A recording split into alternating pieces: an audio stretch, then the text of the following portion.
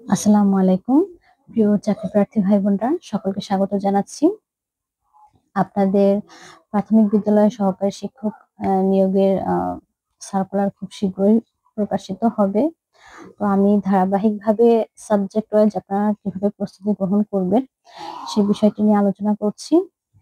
এরপরে আমি আপনাদের সাথে ক্লাসও নেয়ার চেষ্টা করব।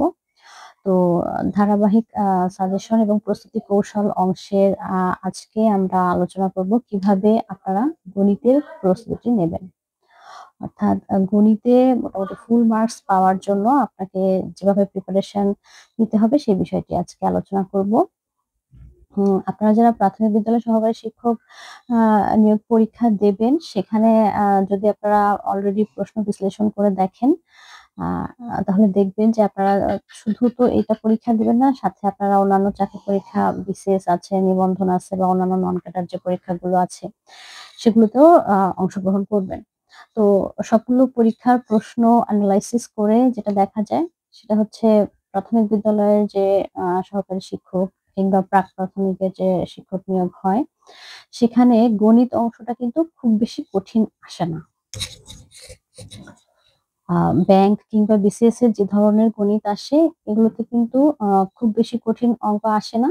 যেটা আসে মোটামুটি আ সহজ। আমাদের মাধ্যমিক লেভেলের যে ম্যাথ গুলো আমরা করেছি সেগুলো এবং বিভিন্ন পরীক্ষার যে বিগত বছরের প্রশ্নগুলো আছে, বিশেষ করে বিসিএস আ সেই পরীক্ষার প্রশ্নগুলোর রিপিট প্রশ্নগুলো কিন্তু এখানে বেশি আসে। আ তো খুব বেশি কঠিন প্রশ্ন আসে না। সেহেতু আপনাদের কিন্তু এখানে ফুল মার্কস ক্যারি করার একটা ভালো সুযোগ আছে। আর যেহেতু প্রাথমিকের যেটা আপনার প্রিলিমিনারি সেটাই লিখিত, সেহেতু এখানে কিন্তু আপনাকে একটা খুব হ্যান্ডসাম নাম্বার পেতে হবে। যাতে করে আপনার চাকরিটি কনফার্ম হয়। কারণ আপনি দেখা যায় যে ৭৫ নাম্বারের মধ্যে আপনি কিন্তু ৫৫ পেলে আপনি ভাইবার জন্য ডাক পাবেন। কিন্তু আল্টিমেটলি চাকরি হওয়ার জন্য কিন্তু আপনাকে 65 বা এর চেয়ে বেশি নাম্বারও পাওয়া লাগতে পারে যদি কোন ধরনের কোন কোটা না থাকে বা কোন ধরনের কোটা যদি এপ্লাই করা না হয়। তো আ যেহেতু কোটা না থাকলে সেক্ষেত্রে আপনার অনেক নাম্বার প্রয়োজন হবে। সেহেতু আপনি কিন্তু এখানে একটা ভালো নাম্বার ক্যারি করতে হবে। আর গণিত অংশটা কিন্তু নাম্বার তোলার জন্য আসলে খুবই ইম্পোর্টেন্ট একটা পার্ট। এখন আমি আসি যে এই অংশে প্রস্তুতি নেয়ার জন্য আপনারা কি করবেন? আ ১ম করণীয় হচ্ছে আপনার নিজের মতো করে প্রশ্নগুলো আগে এনালাইসিস করবেন। সেক্ষেত্রে আপনার একটা জব সলিউশন কিংবা আপনাদের প্রাথমিক সহকারী শিক্ষকের নিয়োগ গাইড আছে। আ অথবা ওই যেকোনো একটা আপনার জব সলিউশন অথবা আপনি Google সার্চ করেও আপনাদের বিভিন্ন ফেজের কিন্তু পরীক্ষাগুলো ইন্টারনেটেও পাওয়া যায়। তো ইন্টারনেট থেকে আপনি প্রশ্নগুলো একটু আ ঘেঁটে দেখবেন যে কি ধরনের প্রশ্ন আসে, কোন টপিক থেকে প্রশ্ন আসে। এগুলো দেখে আপনি নিজের মতো করে একটা সাজেশন তৈরি করে দেবেন। আমি কিন্তু আপনাদেরকে একটি সাজেশন তৈরি করে দিয়েছি। আমি পোস্ট আকারে আমার চ্যানেলে দেয়া আছে। সেখান থেকে আপনারা দেখে নিতে পারেন। তবে সেটা যেহেতু আমার করা, আ আপনারা ওইটার বেসিসে আপনারা নিজের মতো করে যে প্রশ্নগুলো এসেছে বিগত বছরগুলোতে সেই প্রশ্নগুলো কোন জায়গা থেকে এসেছে সেটা দেখবেন। তো সেটা দেখলে আপনারা নিজেরা বুঝতে পারবেন যে মোটামুটি বীজগণিত, পাটিগণিত, জ্যামিতি থেকে প্রশ্ন আসে এবং আ পাটিগণিতের পার্টটা কিন্তু এখানে মোটামুটি বেশি আসে। বীজগণিত যেগুলো আসে সেগুলো কিন্তু খুবই সহজ বীজগণিত আসে। যে বীজগণিতগুলো আপনি আ মানে একটু আ প্র্যাকটিস করলে আর বেশিরভাগ অঙ্কগুলো আপনি প্রশ্ন দেখেই বা প্রশ্নের ভেতর থেকে কিন্তু উত্তরগুলো বের করে ফেলতে পারবেন যদি মোটামুটি আপনি ভালোমতো প্র্যাকটিস করেন। তো ওই যে আপনারা অনেকে আমাকে বলেন যে, "আপু প্রশ্ন দেখেই আমি কিভাবে উত্তর করতে পারবো? সেই টেকনিক গুলো আমাকে শিখিয়ে দেন।" সেই টেকনিক গুলো আ যেগুলো আমার জানা আছে, যেগুলো আমি জানি আমার করতে অনেক সময় দেখা যায় যে আমি আপনাদের সাথে শেয়ার করতে পারছি না। কিন্তু আমি যখন প্রশ্নটা দেখব তখন কিন্তু এই জিনিসটা আমার কাছে অটোমেটিক্যালি চলে আসবে। যখন আপনি অনেক বেশি নিজে করবেন তখন দেখবেন যে আপনার নিজের অন্য কারো দেখানো পদ্ধতি আর লাগছে না। আপনি নিজেই কিন্তু একটা নিজের মতো করে একটা স্টাইল তৈরি করে নিতে পারবেন। তো সেই স্টাইলটা তৈরি করার জন্য আপনি যেই টপিকটাই পড়েন না কেন সেটা কিন্তু একেবারে আপনার ডিপলি পড়তে হবে। ইন ডেপথ যখন আপনি জিনিসটা শিখবেন তখন কিন্তু দেখা যাবে যে আপনার বইয়ের রুলসও আর দেখা লাগছে না। আপনি নিজের মতো করে আপনার নিয়মে আপনি করে ফেলতে পারবেন। কিন্তু সেজন্য আপনাকে আগে একটা প্রস্তুতি নিতে হবে। তো আপনি সিলেবাসটা পড়ে নেবেন। সিলেবাসটা পড়লে আপনি দেখতে পারবেন যে উম আ উম বিগত যে বছরের প্রশ্নগুলো এসেছে। আর বিশেষ করে এখানে আমি আমার নিজের এনালাইসিস থেকে আমি যেটা বুঝতে পেরেছি সেটা হচ্ছে যে বিসিএস এর যে আপনার ১০ম বিসিএস থেকে বর্তমানে ৪৬তম যে বিসিএস প্রিলিমিনারি পরীক্ষা হলো, এখানে যে ওই বিন্যাস সমাবেশ সম্ভাব্যতা বা কার্টেসিয়ানের যে একটা যে আ বীজগণিত আসে মানে একেবারে যেগুলো হায়ার ম্যাথ টাইপ যে প্রশ্নগুলো আসে সেগুলো বাদ দিয়ে যেগুলো আপনার ৯ম-১০ম শ্রেণীর বীজগণিত এবং জ্যামিতি এবং হচ্ছে আপনার পাটিগণিতের যে পার্টগুলো আছে, সেখান থেকেই মোটামুটি রিপিট প্রশ্ন আসে। হ্যাঁ? সেখানে ওই প্রশ্নগুলো যদি আপনি খুব ভালোমতো এনালাইসিস করে বা ওই টপিক গুলো ধরে, ধরে পড়ে ফেলতে পারেন তাহলেও কিন্তু আপনার আ এই গণিত অংশে আপনি ফুল মার্কস ক্যারি করতে পারবেন। সেক্ষেত্রে যেহেতু আপনি এই একটা পরীক্ষাই দেবেন না, আপনি সাথে আ বিসিএস পরীক্ষা দিচ্ছেন, ব্যাংকের পরীক্ষা দিচ্ছেন, অন্য পরীক্ষা দিচ্ছেন, শুধু তো আপনাকে কিন্তু এগুলো সবগুলোই করতে হবে। আপনি প্রত্যেকটা গণিতের আস আ টপিক ধরে, ধরে করে ফেলেন। এখন আপনারা অনেকে আমাকে জিজ্ঞাসা করেন, "আপু গণিতের ক্ষেত্রে কি আমি আগে জব সলিউশন করব? নাকি আমি ডাইজেস্ট কিনে সেটা পড়া শুরু করব? নাকি একেবারে ওই যে বোর্ড বইগুলো আছে সেগুলো করব? নাকি গাইড বই থেকে করব?" তো গণিতের ক্ষেত্রে আসলে শুরুতেই আপনি আ জব সলিউশন করার আপনার প্রয়োজন নেই।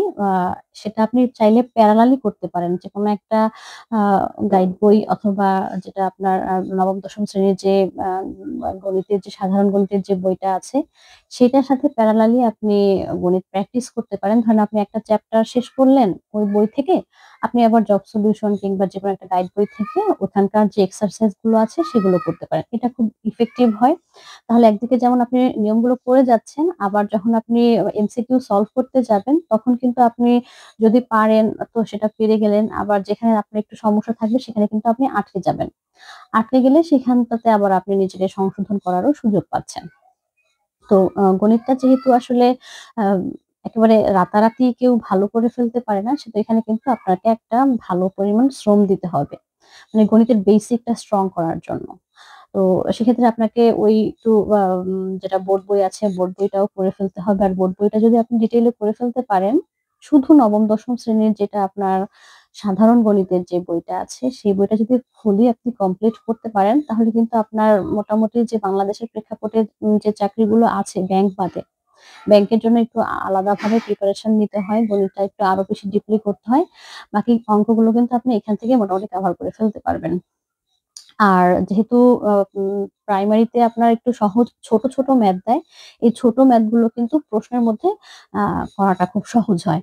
তো আমার কাছে যেহেতু এখন বোর্ড নেই, আমি এখন আপনাদেরকে বোর্ডে তো ক্লাস নিতে পারছি না। আমি যখন বোর্ড আমার হাতে থাকবে তখন আমি আপনাদেরকে প্রাথমিকের যে বিগত বছরের প্রশ্নগুলো এসেছে, আমি বিসিএস এর প্রশ্নগুলো নিয়ে আপনাদের সাথে কয়েকটা ক্লাস করেছি। সেভাবে আমি দেখিয়ে দিব যে মানে খুব সহজেই আপনারা যেভাবে একেবারে মোটামুটি ২০ নাম্বারের মধ্যে আপনারা ২০ই কারেক্ট করতে পারেন এবং আপনি কিন্তু চাইলে যদি আপনার মোটামুটি একটা প্রিপারেশন থাকে, তাহলে কিন্তু আপনি আপনার নিজের যে নলেজ আছে সেটার সাথে ওই প্রশ্নগুলো এনালাইসিস করে আপনি কিন্তু একটা এই ফুল মার্কসটা ক্যারি করতে পারবেন। সেক্ষেত্রে আপনাকে শুধু এই জিনিসটা করার ক্ষেত্রে যখন আপনি আম প্রশ্ন দেখে উত্তরটা বের করার চেষ্টা করবেন, তখন কিন্তু আপনার শুধু গণিতের নলেজের বাইরেও আরো কিছু analytical নলেজ থাকতে হবে। যেমন গণিতও কিন্তু এক ধরনের মানসিক দক্ষতা। হ্যাঁ? যে আপনি একটা গণিত আপনি একটা নিয়মে করেছেন, আপনি সেই নিয়মটাই ধরে রাখছেন, তাহলে কিন্তু দেখা গেল আপনি মানে ওইভাবে আর করতে পারবেন না। মানে একটা ইকুয়েশন আছে। সেই ইকুয়েশন ধরেন x plus y is equal to 0 আছে। অপশনে আপনার অনেকগুলো এরকম অপশন আছে যেই অপশনটা দিয়ে আপনি কিন্তু অপশনগুলো দেখে আপনি ওই x আর y এর মান বসিয়ে কিন্তু বের করে ফেলতে পারেন যে আসলে ওখানে এটা আপনি ওই সমাধান না জানেন। আপনি অপনয়ন প্রতিস্থাপন পদ্ধতি না জেনেও কিন্তু এই ম্যাথ গুলো করতে পারবেন। তো এই ধরনের আইডিয়া গুলো আপনার তখনই জেনারেট করতে পারবেন, যখন আপনি নিজে অঙ্ক করে আপনি একটা যে অঙ্কটা আপনি ১ পেজে করতে আপনার সময় লাগে, সেই অঙ্কটা যখন আপনি ওই ১ লাইনে করা শিখে যাবেন কিংবা কোনো আ কলম না ধরে শুধুমাত্র প্রশ্নটা দেখেই আপনি করে ফেলতে পারবেন, তখন আপনি বুঝতে হবে যে না আপনার ওই গণিতটা সম্পর্কে আপনার বেসিক একটা ভালো একটা নলেজ হয়ে গিয়েছে। আর যারা বিসিএস দেবেন এবং তার পাশাপাশি এই ধরনের পরীক্ষাগুলোও দিচ্ছেন, তারা কিন্তু কনফিডেন্স এর একটা গণিত বই আছে। আ সেই গণিত বইটা আপনারা কিনে ফেলতে পারেন। সেখানে শর্টকাট কিছু রুলস আছে। তবে শর্টকাট নিয়ম অন্য কারোটা দেখে করাটা খুব বেশি ফ্রুটফুল ওয়ে না। আপনারা নিজেরা যদি একটা শর্টকাট নিয়ম নিজেদের মতো করে বের করে ফেলতে পারেন, সেটা কিন্তু সবচেয়ে ভালো উপায়। তো আ প্রথমত আপনাকে নিজের সিলেবাসটা করে সেটা কমপ্লিট করে বিভিন্ন ধরনের যে প্রশ্নগুলো আছে জব সলিউশন থেকে বা আপনার গাইড বই থেকে সেই প্রশ্নগুলো সমাধান করে যখন আপনি দেখবেন যে না আপনি পারছেন, তখন আপনি সময়টাকে কমানোর জন্য, কারণ যেহেতু আমাদের একটা টাইম বাউন্ড আছে, সময়টাতে যাতে একেবারে ঠিকঠাক সময়ের মধ্যে আপনি সবগুলো আনসার করে ফেলতে পারেন, আ সেজন্য হচ্ছে আপনাকে শর্টকাট নিয়মটা জানা লাগে। না হলে তো আমি আবার দেখা যায় যে অনেক বড় একটা অঙ্ক আছে সেটা ওইভাবে বড় করেই করতে পারি। আর দেখা যায় ওই সময় সংক্ষিপ্ততা থাকার কারণে আমাদের একটু সংক্ষিপ্ত করে আমাদের অঙ্কটাও করা লাগে। সেই জিনিসটা আপনারা শিখে যাবেন। কিন্তু তার আগে আপনাকে কমপ্লিট করতে হবে আপনার পূর্ণাঙ্গ সিলেবাসটা। আর প্রচুর পরিমাণে প্রশ্ন সলভ করতে হবে। যত বেশি সম্ভব প্রশ্ন সলভ করবেন এবং প্রশ্ন সলভ করার পাশাপাশি যে প্রশ্নের উত্তরগুলো আছে, সেই উত্তরগুলো নিয়েও কিন্তু এনালাইসিস করতে হবে। এটা নট অনলি ম্যাথমেটিক্স এর ক্ষেত্রে, এটা আপনি কিন্তু ইংরেজি বলেন বা অন্য বাংলা যেকোনো, কারণ এই এলিমিনেশন ফর্মুলাটা যদি আপনি শিখে যেতে পারেন, তাহলে কিন্তু আপনার যেকোনো পরীক্ষায় প্রি পাস করাটা আপনার জন্য সহজ হয়ে যাবে। তো গণিতের আমি কিছু ক্লাস আপনাদের সাথে ধারাবাহিকভাবে নিব। আ তাহলে আপনারা আরো বেশি ক্লিয়ার হবেন। আজকের মতো জাস্ট আপনাদেরকে এটাই আমি বলতে চাচ্ছি যে আপনারা প্রথমত সিলেবাসটা তৈরি করেন, প্রশ্নগুলো এনালাইসিস করেন এবং টপিক ধরে, ধরে প্রত্যেকটা টপিক ভালোমতো শেষ করে ফেলেন। এরপরে গিয়ে আপনারা যে ফার্দার ইমপ্রুভমেন্ট, যেটা ধরেন আপনি ২০ এ ১৫ পাওয়ার মতো একটা ক্যাপাবিলিটি হয়েছে, তখন আপনাকে ইমপ্রুভ করার জন্য ট্রাই করতে হবে যে ২০ এ আপনাকে ২০ টার্গেট করতে হবে। তখন আপনি শর্টকাটে গিয়ে চলে যাবেন। তো এভাবে আপনারা পড়াশোনা করতে থাকেন। যেহেতু এখন পর্যন্ত সার্কুলার হয়নি, একটা মোটামুটি ভালো টাইম আপনারা পাবেন। এখন থেকেই সেই সময়টাকে কাজে লাগান। আজকে এখানে বিদায় নিচ্ছি। সবাই ভালো থাকবেন। আল্লাহ হাফেজ। আসসালামু আলাইকুম।